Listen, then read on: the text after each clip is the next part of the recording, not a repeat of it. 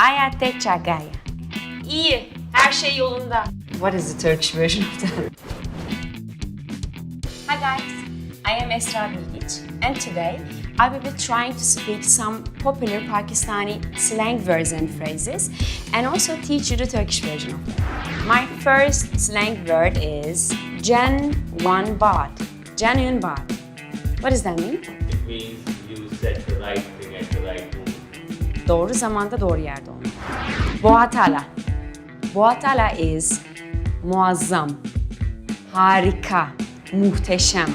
The next one is kıyasinay. Kıyasinay. Kıyasine. Ne haber dostum? Nasıl gidiyor? In Turkish. Sinonay. Sinone. Sin on he. It can be iyi gidiyor. İyi. Her şey yolunda. Jobatay. Jobate. That's true. Aynen öyle. Jobate. Jobate. Yes, the next one is Cugar. Cugar. Yalandan iş çevirdin. Öylesine bir şeyler yapmak istedin, yaptın yani. That means a lot.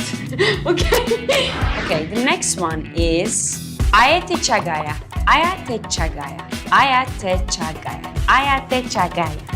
What does that mean? Geldim, gördüm, yendim. The next one is cheetah. Cheetah. What does that mean? Yeah, I know this word. It's champ. Interesting. Cheetah is champ in Pakistani. Interesting. Yeah, I like this word. It's my number one word, cheetah. I want to say this word, dünyaya anlat, in Pakistan version of it. Dünya kabadato. Really? The first time? Yes! I did it. Dünya kabadato. Pakistan's number one network. Dünya kabadato.